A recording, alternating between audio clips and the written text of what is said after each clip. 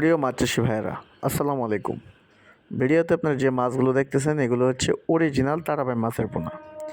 এই মাছগুলো মূলত সাথী ফসল হিসেবে অন্যান্য মাছের সাথে চাষ করা হয়। তবে গুলশা, ট্যাংরা এবং দেশি শিং ও মাগুরের সাথে এই মাছগুলোর চাষ ভালো হয়। একদম ফ্রি খাবার খাইয়েই চাষ করা যায়। অন্যান্য মাছের সাথে যেহেতু চাষ করা হয়, আলাদা কোনো খাবার দিতে হয় না। এগুলো পুকুরের তলদেশে থাকে এবং রাত্রিবেলা বেশি বেশি খাদ্য খায়।